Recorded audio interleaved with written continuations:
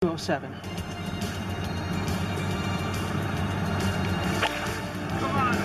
Since Aaron yesterday set up an eagle.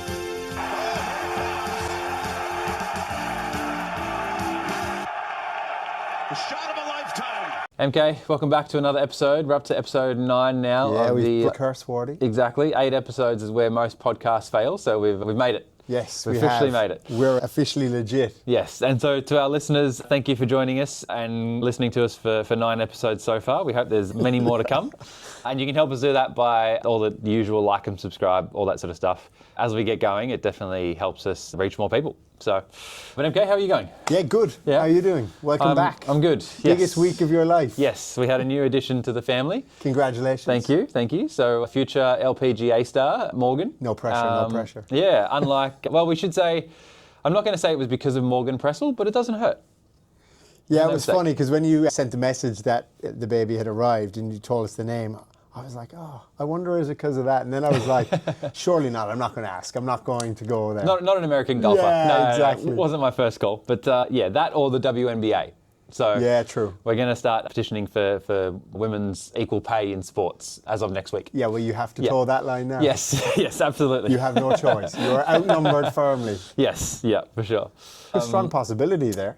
Isabel's tall. You're tall. Yeah, no, absolutely. Yeah. She was tall at birth, but you never know how that. We've got a long way to go. Yeah. Well, my boys were born in the 90th percentile of weight at birth. Yes, yeah, we're in there too. Yeah, So take your picks. yeah. So yeah, that's what's been going on in my life. So no personal golf for me. That's well and truly taken over. But fully understandable. Yeah, but it means I did get to watch a lot of golf, which is great. Yes, there is always benefits. Yes, absolutely. But you got out for a game? I did, yes, yep. Tell me about it. Played last weekend. Yeah, it was the best I'd strike the ball in, I reckon, the last 6 or 7 rounds. Nice. Which was good, 39 points, no complaints.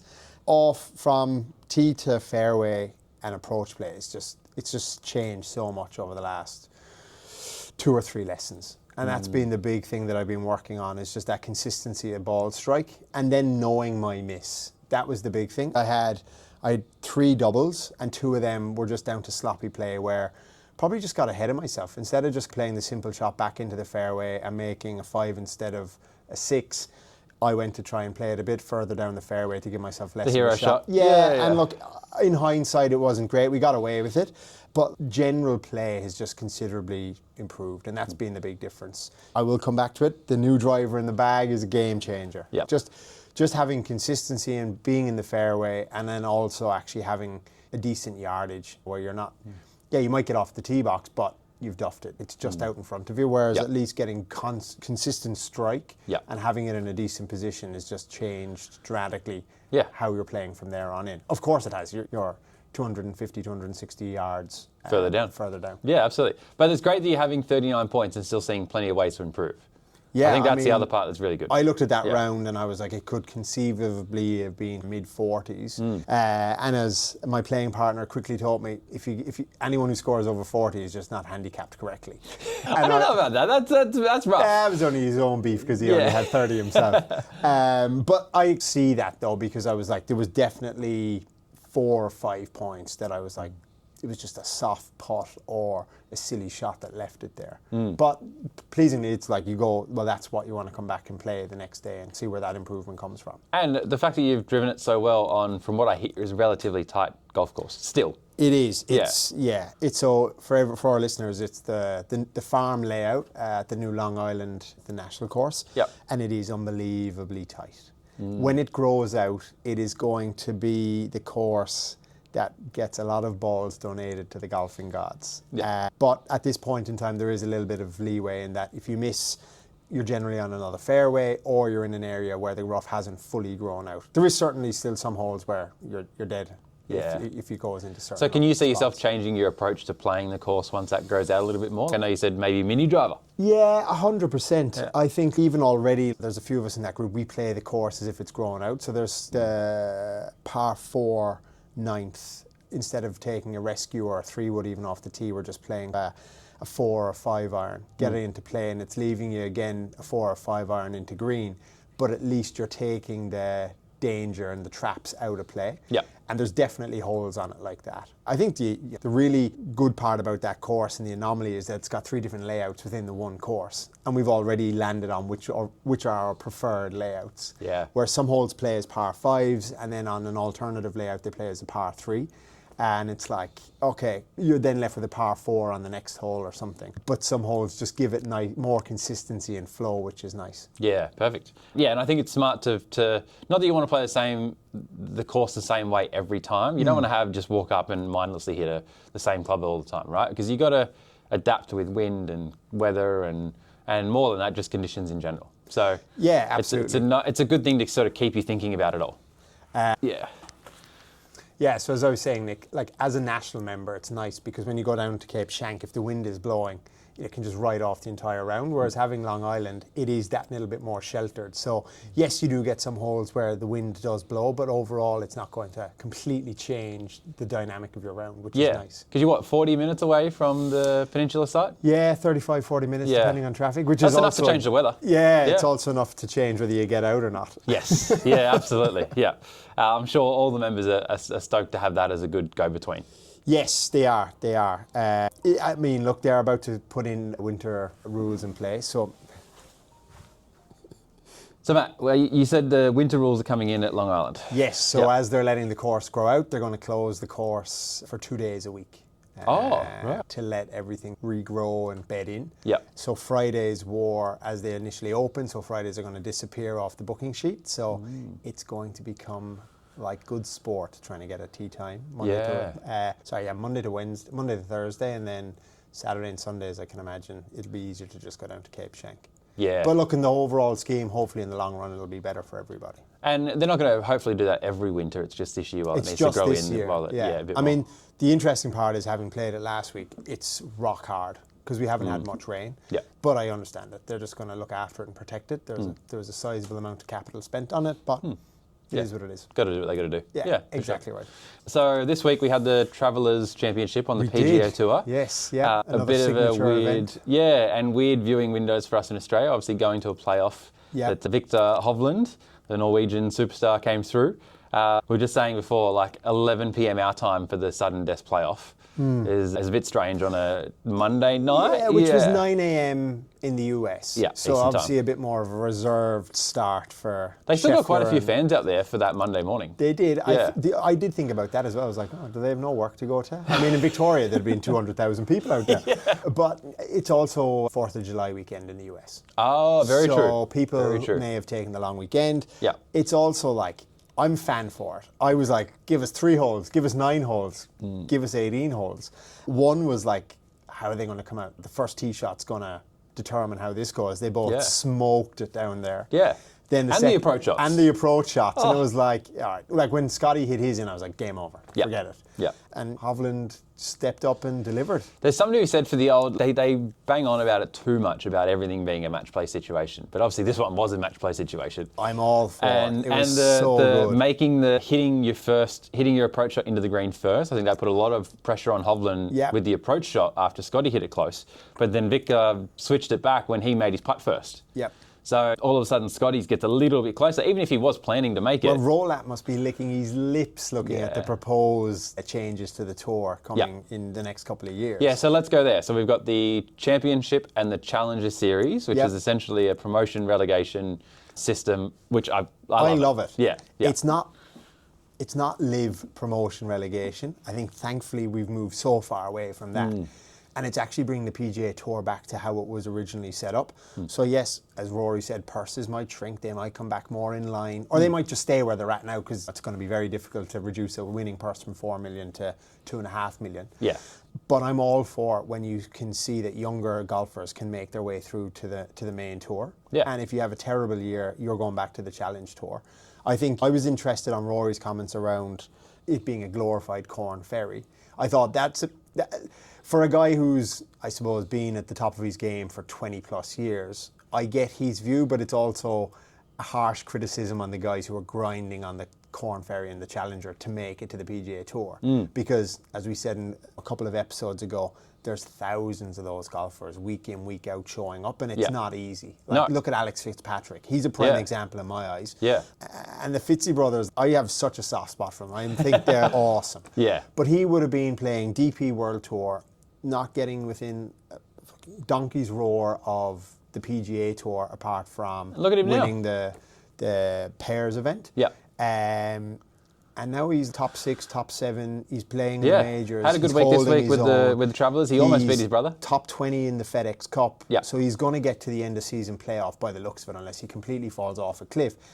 So you look at him and say, there must be more of those guys there that just can't quite make the breakthrough, that they're given slots to get on. I was going to say, it's the timing of it, right? Yeah, totally. Because otherwise, the quality of golf week in and week out on DP World Tour is awesome too. And even look at Wrighton. Yeah. He's a guy that the diehards would have known about, but he's not a mainstream Not a household name. But he's still been in the mix come the majors, come the signature events. And I think that's going to be the beauty of it. Yeah. The real part, and the goal for me, is if they can do match play events and it goes to places like Pine Valley and Seminole. That's epic. I am all for that. See, for me, the thing that I'd like to see more on the back of that is the action. It's a strategic partnership, but I'd like to see it actually in practice being a partnership, right? And that extends then to what we saw where they announced it a few weeks ago with Golf Australia. So you'd love to see them, instead of just a token Scottish Open event where they call out a PGA Tour co-sanctioned event, actually roll out a few events that are DP World Tour main stops that then become PGA Tour stops as well. Yeah. And then same thing, even if we get the Aussie Open, that's a great result, where we get a few more guys out for now. Yeah, and I think the big difference there is the Aussie Open gets its own place in the calendar now. Yes. That's the big thing. It's not doubling up with the African Open and you're getting the split across DP World Tour and then the PGA guys who are at the end of their season. Going, if you're am European, I really going to go to Australia? Exactly. Where would you rather go, right? The massive long trip to Australia or much closer to home? And I get we're biased and we say Australia is a beautiful place to be that time of the year, but they go, yeah, well, we can just go to Cabo. Exactly. You know what I mean? Less and stress I'm on the holidays. body. And it's not like money's an issue for those top guys that they can't go wherever they want. So I think the fact it's got its own place in the calendar is a right step forward. And I just think that the Oz Open event is going to continue to grow. Because I was a bit annoyed, is the right word, when I saw that it was going to Adelaide in 2028. But then when I looked at the broader calendar, we've got the President's Cup in Victoria in 2028, and then it comes back to Victoria again in 2029. Yep. So you look at that and you go, okay, you're growing the game in other parts of the country. You're getting global team events coming down here with the US and the rest of the world in terms of the President's Cup. Yeah. That if the courses are at the level that we've been turning out, and you're going to have Royal, Kingston Heath, PK, it's going to draw more of those global superstars back down. And it's always good when you get a Rory to show up. And in Adelaide in particular, they used to have the Women's Australian Open, and I'm not sure what the schedule looks like if that's gone back to just keeping it down there, but you've got to get some sort of, I think you said having an off year where they go to, well, not an off year, but having a year where they go down to Adelaide is great. Yeah. Just to get some world-class golf down there. I think the exciting part about Adelaide is the course isn't even built yet, so let's see what they can churn out in 2 years. Public course, we'll see how it goes. We hope it does go well. I think it's a Greg Norman 100%. design, I think, or something similar. So, but the fact that we still got something in Melbourne being President's Cup is awesome. Yeah, totally. Yeah. So I think golf is in a rude state of health at this point in time. Yes, absolutely. But with Viktor's win, a couple of things to note from a gear perspective, right? Because that's what we want to focus on. So the thing that stood out to me, because he doesn't change a lot, which is a good thing for him, right? It's all pretty, not stock standard, but it stayed consistent through week in, week out for Viktor. So he's got a G440 LST driver in there. How can you put a ping driver in his bag? I'm sure the hat and the money has something to do with it. Yeah, I'm joking. Yeah. But the thing that stood out to me was I was going through all the specs of everything and the swing weights, which Ping actually lists on their website. Yeah. And they were bouncing around a little bit just because I think most recreational golfers aim to have their driver as their lightest and their wedges or their putter as their heaviest, right? Which, if you're doing a similar setup, can normally be achieved, right? Unless you do something a bit out there. But Ping being traditionally heavier head weights, the swing weight on his driver was quite heavy, right? Yep. It was, the listing on the website is D5 plus, right? So, and then he drops back to fairway wood and hybrid, and they're back to D2. So it throws out this whole drivers are lightest, wedges are the heaviest. And I think that's something important to call out because, number one, it's 45.75, which is quite long by PGA Tour standard and even by amateur golf standard. Yeah. Not normally something I'd recommend unless someone can see a real benefit in that extra bit of shaft, right? You want to see a club speed difference for being able to hold that thing. Yep. Because you want to make sure that you can get it back to square, return it to square. But it's pretty standard for Ping in particular because they also counterbalance their shafts to make up for the head weight difference, right? So it's all in spec and it all works, but it's just interesting to call out that you don't have to do lightest to heaviest with swing weight, right? It's swing weight is the balance of the components that you've got, right? So grip, shaft, head, right? And yes, you can alter them, but it is what it is. Yeah, and look, this is obviously your forte in terms of these intricate details. But for me, I kind of have to agree with it because it's all about feel. And just because you're meant to have it a certain way doesn't mean it feels that way. I would even look at myself most recently switching into my new driver. That to me felt lighter than what the Ping was, but we put it on the scales in front of both of us and they both weighed the exact same. It was just how that weight was dispersed throughout the club. Yes. And that suited my swing and my feel as I was swinging that club. The other part that I realised was I didn't like a heavier head in my driver. I liked a smaller head, which felt lighter and was more visually pleasing for me at address. So I kind of have to agree with you is that you can have this conceived idea that it has to be lightest to heaviest, but that doesn't or may not necessarily suit your game. So having an open mind to that, and again, the benefit of using an expert fitter and somewhere like Earnest Performance where you're going to get that and can look at it through each club and what works through each swing, I think that's just money really well spent at this point in time. Yeah, absolutely. And that's the hard part is feel is hard to quantify, right? But we can. There's always a reason why you like a certain club, whether it's swing weight, whether it's CPM, whether it's a certain lie loft, whether it's a certain look of head, right? You just said with your GTS3 compared to the larger footprint of a G440 or something similar, right? Now, yes, we'd normally encourage as much forgiveness as you can get, but not to the detriment of your confidence, right? And at the end of the day, it comes back to that. Yeah, and look, I suppose the bigger piece for me is the old me bought 2 or 3 of those clubs just off the rack and went in, hit them. On paper, it makes sense, hit right? them 3 or 4 times. Oh yeah, that seems fine. Put it in my bag. And now over the last number of years, as I've seen and my game has improved and had the ability to work with you a bit closer, those clubs have disappeared out of my bag. And for anybody that's listening and sitting on the fence and going, is it worth that money? Am I better off just going to a standard retailer? I just can't stress enough the importance of that because what it costs you in additional money, we're not talking thousands. It might be a couple of $100, granted. But if you're changing that club within 12 months' time because it just doesn't feel right, it's going to cost you more in the long run anyway. Exactly. So I think from that side of it, it's just re-emphasizing the importance of getting a detailed fitting. Yeah, and just going through bit by bit through your bag, right? Yes, absolutely. And it doesn't all have to happen at once. No. Mine has almost happened in 3 different tranches. Irons, woods, back to putter. And then what you find with some of that is you've matched stuff that doesn't quite work with other parts of the bag. That's okay. And now I've got to a bag where that's probably going to be it for the next number of years. Yep. Which is good. I look at the bag and I'm really content and happy with what's in there. Yeah. And I think that goes a long way as a golfer. Absolutely. Yeah. For a number of reasons, right? For confidence we spoke about, but also just getting accustomed to that feel. Yeah. When you've made a good shot and a bad shot, you get that feedback, and then it's one less thing you have to think about. You get the peace of mind that then you can just go work on whatever you're working on with your coach. But yeah, Viktor, so driver, LST, G440, you got a TaylorMade fairway in the bag, Ping hybrid, so back to another G440, and then some older, I think I210 irons. Yeah, I did notice as well. He went out. He used to have a, memory serves me, a Scottie Cameron putter in the bag, and he's gone to a while back. Yeah, that PLD putter that he's got in there is nice. It's a those PLDs, I haven't seen too many people go astray when they've put them in the bag, to be fair. And the things I noticed with that, 36 inches, 67-degree lie, which is quite flat for that length. Yeah. Right. Normally, it's probably a little bit more upright, especially the way he holds the putter. and then a big long 17-inch grip again. Yes, yeah. Which obviously I'm a big fan of. Yeah. And so yeah, it's working well for Vic. I love seeing the close-up shots of him putting because he does use a line on the ball. He does, yes. So you can see that line going end over end as it just rolls in. Well, that was it. When they zoomed in on very the two aesthetically putts, pleasing. it was like they were as sweetly struck putts as you're going to get. Yeah. The only difference is Scottie just put a bit more juice on his. Yeah, and to be fair, he made a really nice putt on 18 on Sunday to get into the playoff. And I thought, oh, he's just going to, this is it. Especially after he hit that approach shot. But it's funny, I was credit where credit due. Someone, I don't know where I saw it over the last day or two, but how he's finished up in the last number of tournaments that he's played. And everyone's been like, oh, Scottie's gone off the boil, his swing is this, his swing is that.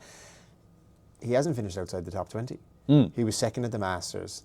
He was second at the weekend. He was in another playoff. He has been in the mix throughout the piece.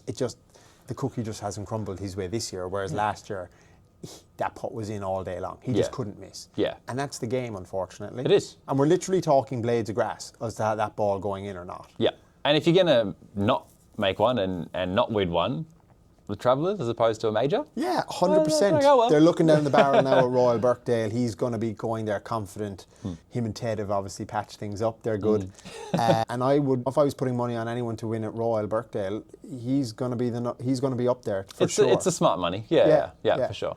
So no, I think the next couple of weeks are teed up. There's a lot of the top part of the field that are coming into their own. Coming into good form. Yeah, absolutely. Always playing well as well. Yeah. But the other thing we want to touch on that I saw spotted in a few bags was Srixon's got a new metalwood lineup. Yes. So we've got the Z-Xi is the current range, and then we're going to Z-Xi RKT. No word yet on what RKT stands for. There was 7 models that hit the USGA conforming list. 3 were put into play this week. So we've got a core model, we've got a max model, and we've got a LS model, right? So pretty traditional in that, having 3 head shapes, or having 3 models. And yeah, we've got different weight configurations on the sole, again, to match industry standard with that sort of thing. Following the norm in terms of R&D. Yeah, but 2-year life cycles are generally for Srixon, which is, again, we love. Yeah. I have my own analogy on Srixon. I call it baby Mura almost, because I've got Srixon irons in my bag. Yeah. Rightly or wrongly, that's just how I think of them, because they're so well built, and from a price point perspective, second to none. Great value. Unbelievable. Yeah. And not that it's always just about getting great value, but they're really good. They're really consistent. Yeah. And I think you look at the golfers that are on tour that rep Srixon, it's the Foxes, the Lowrys of this world. They're really good golfers in their own right. Yeah. They're consistent. Look, they're never Brooks. They're not up there week in, week out winning, but they've got lovely swings. They can drive the ball a mile. You look at Lowry, lovely off the tee, Srixon driver. You look at Fox, absolutely drives the ball a mile. Yeah. Srixon. So from that point of view, they're not the sexiest golfers. They're not the McIlroy, Schefflers, Fleetwoods of the world. But that's probably how I would view Srixon as a brand anyway. It's interesting you say that too, because they've got Srixon bags, but you look at Shane, right? I don't think for the most part he uses a Srixon driver. Oh, doesn't he? But because he's contracted as a Srixon player, they still stick the head cover on, right? And that's something that's been going on for 30 years, we'll right? have to go and take that offline and check. No, that's okay. Yeah. Foxy definitely, I'm pretty sure, is a Srixon driver, and there's a few others in play. So they're definitely not bad drivers. Yeah. They're not one that we put in our demo matrix here at the moment, but with this new lineup, it might be one to retest and have a look at to see if they make it in, because they're putting their irons have always been super consistent, and that's what the brand is known for. I'm a big advocate of their irons. Yeah, like their irons are just from a feel perspective, how they look. You're not buying a better value iron, as I'd say, as opposed to a cheaper brand, but you're not buying a better value iron that when you look down and you go, oh, I can see that it costs a little less because it doesn't look aesthetically pleasing. They look really nice. So I think the main thing is there's the marketing budget of some other brands, but performance-wise, in the bay, they stack up every time. Yeah. Tour VT Soul, all the tech they've got in the irons in particular. So we hope they can continue it on for the metalwoods, and it'll be a watch this space as we do some testing with them, hopefully. Yeah, and just see need if they one make of them it to show up and win a tournament, and then it really definitely doesn't hurt, right? I don't think professional golf quite moves the needle at a retail level it used to, especially more so now with your social media influencers and that sort of thing. You just look at, as you touched on, marketing budgets. Yeah. I mean, you watch any golf event over the last 6 weeks, God, Titleist must have spent a small country's GDP budget on their ad marketing. It is just GTS, GTS, GTS. That even if you were Titleist agnostic and never had it, you'd be like, I should probably go and try this. And that's the difference. It's not a Srixon ad you're seeing. No, for the most part, yeah. I think they do a really good job of a lot of on-air broadcasting, right? Yeah. A lot of ads there, but then also hitting people in the spaces where they would also then get other podcasts and things like that too. And other also big names. every NBC CBS, sports yeah. report, CBS Yeah. reporter, Yeah. they're all Titleist brand ambassadors. And I could get them along to the fitting days. I mean, it's great business. Why wouldn't you? Yeah. They're the first ones to tell you golf ball company first, but as we've both discovered, the woods are pretty good. Yes. Yeah. All right, so that's something to keep an eye on in the next few weeks is RKT. We'll see how it goes. I think the launch, if they're doing tour seeding now, the launch won't be till a little bit later in the year, but as soon as we have some in the bay here, we'll be sure to definitely let everyone know, and we'll make some videos on the testing and our initial thoughts once they come in. Yep. So looking forward to that. But the last thing, I guess, then is we're down to our dialed in or out of bounds. Yes. Yeah. So a few ones that I wanted to touch on. The first one is this sudden death playoff, considering you and I were trying to stay awake in Australia here for an 11 p.m. start. Personally, I would have loved to have seen a 3 or a 5 hole playoff, just because even the fans have gone out in person. Yeah. Right? Yeah. Making that trip all the way there for 1 hole. Yeah, I So, think if it rolls into the next day, like three holes at a minimum is good, like they do with the players. Yeah. I mean, the last time I went to a playoff, it was the 2008 US Open, and I was really lucky in that I had got playoff tickets just because the guy I bought them off didn't even think it would go there, and we got Tiger and Rocco Mediate on the Monday. And the old setup for the US Open then was 18 holes. Well, that was the last one. So it was this was unreal. Yeah. Did we still watch it on Monday? On Tuesday morning? Yes, we did. Of we course. watched it. Yeah. But would we have liked another one? Another hole? Absolutely. They did get a bit unlucky too, because they had a weather delay on the Sunday as well. They did. It would have been done on that. Exactly. Yeah. So without a weather delay, you give them a bit of cut them a bit of slack there. But I think you should have a rule that if it has to go to a Monday finish over there, that we at least try and play one more hole. Yeah. You know, more than 1 hole of golf. Yeah, look, I think the hard part is the rule and regulation was obviously in place that it was going to be a 1 hole playoff. Yeah, and you can't change it because of you can't weather. change it because of TV and whatnot. I did still notice that the broadcaster managed to get their shot of the day and sponsored by whatever sponsor it was. So good old American TV. But look, I what I'm a fan of and what I'm excited about is playoff golf coming back onto the tour as more of a mainstream part of it. And I think even Monday being a catalyst of what that looks, I think it just gets everyone excited for it. So I'm dialed in on playoff golf. I'm dialed in on playoffs, but I think out of bounds on Monday finishes where it's 1 hole. Yes. And I think, look, it was a rare anomaly if I'm cutting it a bit of slack. Yeah, for sure. All right, the second one is the new PGA Tour structure, right? We're talking Challenger and Championship, as we touched on. Yep. So overall, dialed in or out of bounds? I'm dialed in on this. Yep. I think it's good. It's bringing it back to the genesis of what the tour was about. It's got enough meat on the bones for the stalwarts to still be engaged, albeit Rory did get a bit of a reprieve in terms of showing up to the 15 designated events every year. Yeah. But I think it's going to be good for the overall growth of the game. Yeah, for sure. Final one for dialed in or out of bounds, MK, is swing weight progressions. Can you feel the differences? Yes, you'll feel the differences between, say, D1 and D4. But do you think everyone needs to have that same lighter to heavier progression? Dialed in or out of bounds? I'm out of bounds in that you need to feel. In my views, you don't need to feel that. You don't need to have that progression. Yeah, right? Descending scale. Yes. I'm out of bounds on that. Yeah, so am I, because every club is different, and we want to make sure they're all working and optimized, and then whatever they come out to is whatever they come out to. Yeah, and I think that's a bigger part of the game now, is where it's what feels right for you is what you should have in the bag. Yeah. Whether that be slightly heavier in one club versus slightly lighter in another club, whether that's a 7-iron versus a 54-degree wedge. Yeah. I think in my bag what I notice is once I get to my wedges now, I notice that they are heavier than my smaller irons. But that's fine. My driver is definitely lighter, but then I've got clubs heavier and lighter in the bag that offset that as well. Yeah. But that's what works for me. And I'm okay with that. Each part of your bag is being set up for the job it has to do, right? Yes. And I think that's the main thing, is you go through that process, and what it comes out to be, it comes out to be. Yeah. So yeah, that's where I stand as well, is out of bounds on everyone having to make it lighter to heavier. Go through each part of your bag individually and work out what's best for you. Yeah, Perfect. 100%. Right, MK, that's Alrighty. another week done. Yeah, Next alrighty. week we get to double digits. Yeah, there we Huge, go. yeah. Huge. That Yeah. is a milestone. Yeah, so Onwards and upwards. yeah, we'll see you then, and look forward to it. Yes, hopefully the sleep deprivation isn't too bad. I doubt it, but we'll see.